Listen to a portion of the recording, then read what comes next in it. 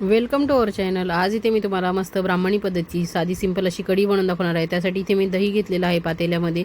तर या दह्यामध्ये मी डाळीचं पीठ टाकून घेणार आहे। कढी एकदम आपण छान अशी पातळ करणार आहे। रेसिपी साधी सोपीच आहे, सर्वांच्याच घरी केली जाते, पण माझ्या पद्धतीने एकदा नक्की करून बघा। तर इथे बघा मी किसलेला अद्रक घालून घेतलेला आहे। त्यानंतर इथे मी चवीपुरतं मीठ टाकून घेतलेलं आहे।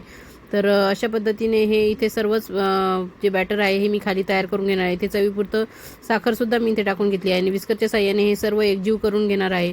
अशा पद्धतीने केल्यानंतर जेव्हा आपण कढी फोडणीला टाकतो त्यावेळेस ती फुटत नाही। जर तुम्हाला अशी पद्धत वापरायची नसेल तर तुम्ही हे मिक्सरला देखील छान स्मूथ असं बॅटर तयार करून घेऊ शकतात कढीचं।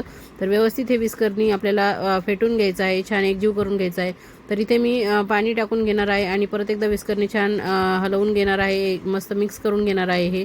तर असं केल्याने विस्करला लागलेलं दही आणि डाळीचं पीठसुद्धा व्यवस्थित निघून येतं आणि व्यवस्थित आपलं हे दही आहे ते छान व्यवस्थित पातेल्यापासून आणि विस्करपासून मोकळं होतं, म्हणजे आपल्याला फोडणीला घालायला व्यवस्थित ओतायला त्रास होणार नाही हे फोडणीमध्ये। तर अशा पद्धतीने बघा मी हे इथे तयार करून घेतलं आणि फोडणीसाठी मी मेथी दाणे, दालचिनी, मिरे, लवंगा आणि कढीपत्ता घेतलेला आहे। तर फोडणीसाठी मी इथे कढई तापत ठेवलेली आहे, त्यामध्ये मी तेल तापल्यानंतर जिरे मोहरी टाकून घेतली आहे। जिरे मोहरी छान तडतडल्यानंतर इथे मी हिंग टाकून घेणार आहे। कढीला हिंग टाकणं खूप गरजेचं आहे, त्यामुळे कढीचा स्वाद खूप छान लागतो आणि चवीला एकदम मस्त लागते कढी। तर अशा पावसाळ्याच्या दिवसात, हिवाळ्याच्या दिवसात कढी एकदम मस्त लागते गरमागरम खिचडीसोबत खायला, भातासोबत खायला।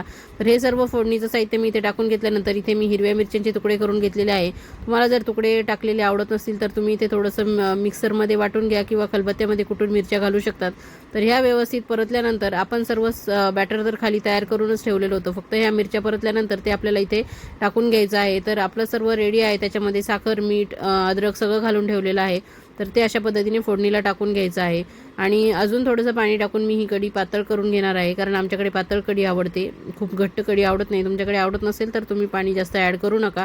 तर अशा पद्धतीने बघा ही मस्त अशी कढी तयार झालेली आहे, किती छान दिसते बघा फोडणी टाकल्यावर।